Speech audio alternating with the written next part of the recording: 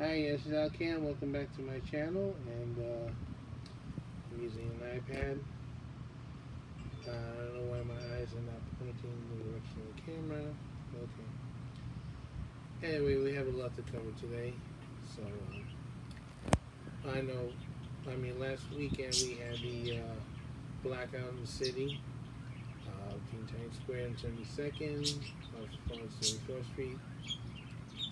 Reason why I wasn't doing any broadcasting because unfortunately we didn't know about it till later on in the evening, and I was at someone's birthday party, so I didn't think it was a good idea to be doing that there. So that's why you didn't see a broadcast. Well, it took a while until midnight to get all the power restored in the affected areas. Unfortunately, something else got restored as well.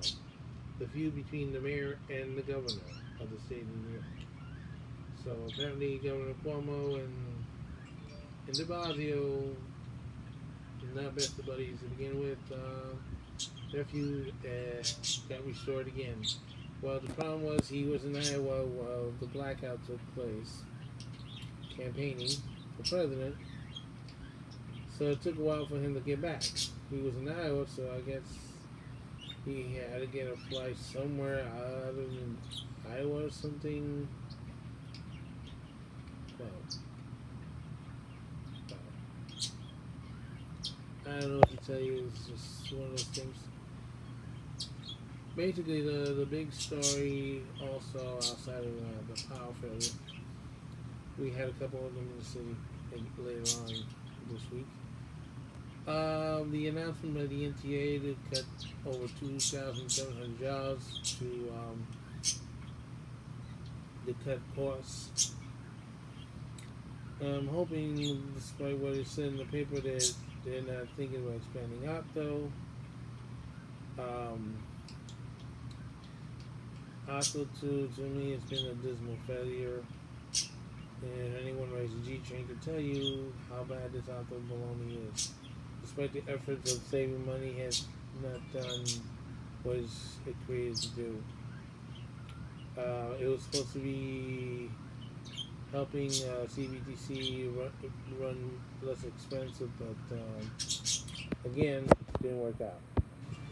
So the situation is that they wanted to cut these jobs to management positions. They had way too many uh,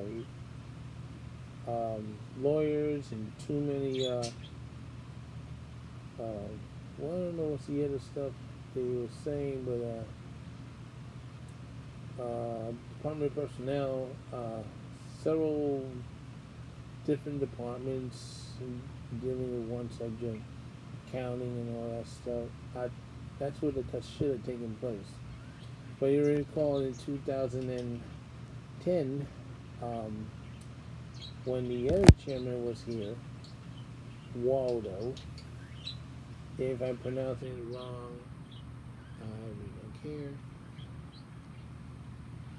He shouldn't have been MTA chairman. He cut it service jobs. Didn't cut any of the fat at J Street. Or now whatever the heck the location's at, Livingston and 2 Broadway. Those cuts included the draconian disaster of surge bus cuts and layoff employees, of course the subway and the commuter lines and the commuter bus service, resulting in far fewer bus service and overloaded, crowded subway trains. And he didn't last long because as soon as the snow came in and shut everything down, a few months later he was out the door. But he took your money. So that's how much he cares about the city. Anyway,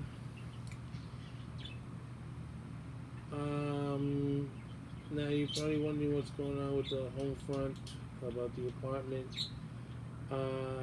There will be a big announcement about that in August. I'll keep you updated. All I can say is it's progressing and doing well.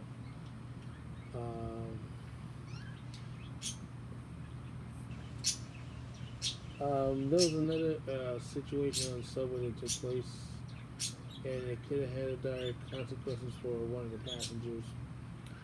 Apparently, when the thunderstorm that took place the other day, the contractor apparently didn't take the necessary precautions to make sure that the station at 23rd Street, Eli Avenue, wouldn't get flooded. Um, he didn't. As a result, when the water came rushing in and it was cascading like one of those waterfalls, I wish could be funny about this one, but it's on video. Not only did the water knock out one of the walls that they were using for the construction, it flooded the platform to the point that one of the passengers was literally floating and fighting to stay on that platform. He lost his balance, he's on the floor, he's moving around, and at the same time a train came into that station. Luckily the water didn't sweep him to the point that he fell in front of this train. It would have been tragic. But knowing Andy Bradford, there will be a good chance that he's going to be reading these people the riot act, because they were supposed to take the necessary precautions that it wouldn't happen, including a temporary pump that wasn't installed. So this is not the era of Lawrence G. Reuter, slap on the wrist and keep going. No, I know he's gonna be very, very angry about this. It almost cost somebody their life. If he had fallen in front of that train, the TA would be on the hook. The motor would have been taken out of service, for drug tests and alcohol, and probably wouldn't need therapy for years.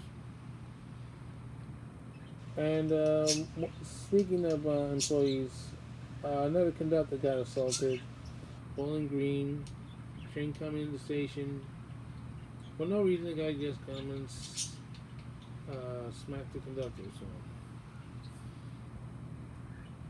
once again, this is a bad behavior that's happening in the subway system, and it has to be addressed. Just like with the homeless situation, it has to be addressed too.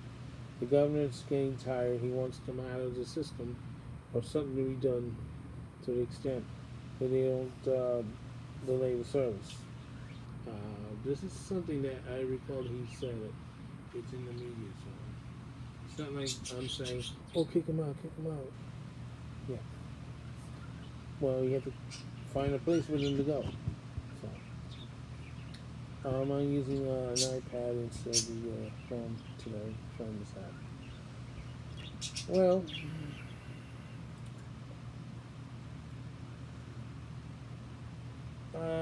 recently we had an interesting situation happen in the state of Illinois where, for some reason, some guy at the gas station thought he could be questioning people's citizenship after a young lady bought a bag of potato chips and see the family in the car.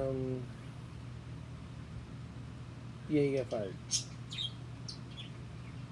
Basically, if you're not sure of something, you should check this stuff out before you actually do it, because let me tell you something.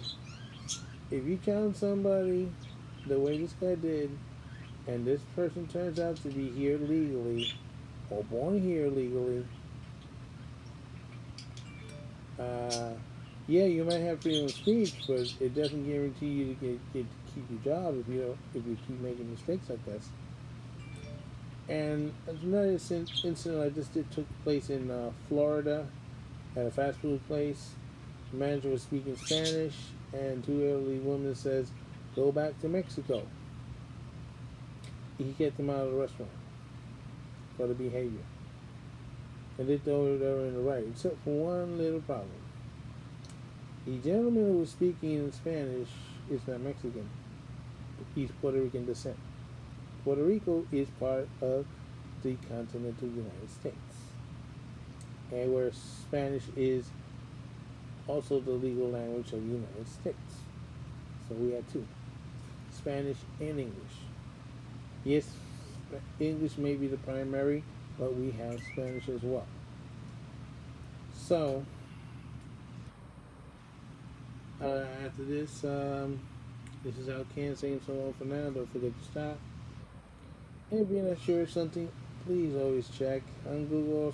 Ask someone before you actually try to do this, because it doesn't end well for a lot of these people. And they give you these nicknames courtesy of the social warriors. And you respond that you have no job and you're in trouble. Right? All right, again. Bye.